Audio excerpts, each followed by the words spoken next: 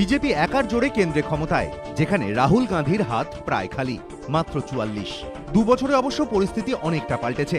নরেন্দ্র মোদী আচ্ছে দিনের স্বপ্ন দেখালেও বিশ্বব্যাংকের হিসেব বলছে সহজে ব্যবসা করার নিরিখে ভারতের স্থানের কোনো উন্নতি হয়নি, এখনো 130 নম্বরে। কংগ্রেস এখন তাই কটাক্ষ করতে ছাড়ছে না। आज हिंदुस्तान का किसान मर रहा है, रो रहा है और मोदी जी से पूछ रहा है, भैया अच्छे दिन कहाँ हैं?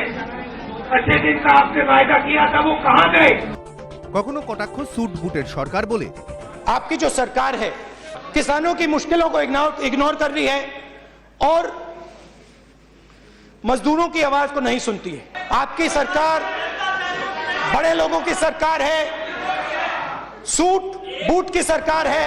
সার্জিক্যাল স্ট্রাইক নিয়ে বিজেপি নেতা ও কেন্দ্রের মন্ত্রীদের অনেকেই যাবতীয় কৃতিত্ব নরেন্দ্র মোদীকে দেওয়ার চেষ্টা করলেও সেই ঘটনার পর থেকে যেভাবে পাক সেনা ও জঙ্গিদের হামলায় একের পর এক ভারতীয় সেনা ও নিরীহ নাগরিকের মৃত্যু হয়েছে তা নিয়ে প্রশ্ন তুলছে বিরোধীরা।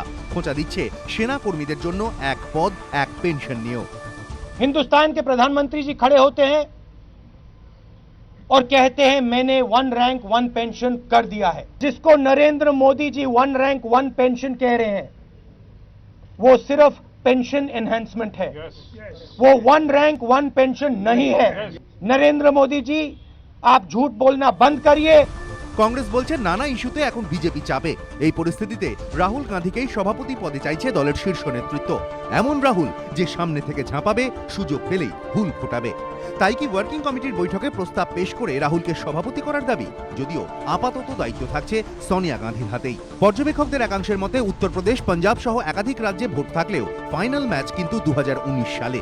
সেই বছরই লোকসভা নির্বাচন, সেখানেই রাহুলের অগ্নি পরীক্ষা। তার আগে তাকে সময় দিতে চাইছে দলের একটা অংশ। তারা চাইছে রাহুলকে সামনে রেখে ঐক্যবদ্ধ ছবি তুলে ধরতে। রাহুলও চাইছেন কোমর বেঁধে নামতে।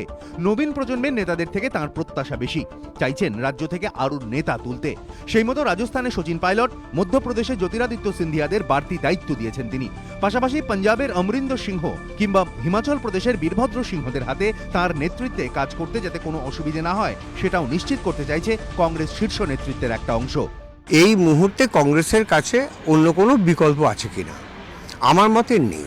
নেহেরু পরিবার যে লয়ালিস্ট একটা আছে যারা, তারা এই সময়টা বেছে নিলেন, কারণ এরপরে উত্তরপ্রদেশ ইলেকশন হয়ে যাওয়ার পরে কি হবে জানি না, রাহুল গান্ধীকে প্রেসিডেন্ট করা আরো শক্ত। এটা একদম ঠিক সময়। গান্ধী পরিবার কংগ্রেসকে ডিভিডেন্ড দিয়েছে, একথা যেমন ঠিক, তেমনি কংগ্রেসের মতো একটি দল কি শুধুই গান্ধী পরিবারের? সেই পরিবারের কারো হাতেই কি সবসময় রাষ্ট্র থাকবে? প্রশ্ন কংগ্রেস বিরোধীদের। এবিপি আনন্দ।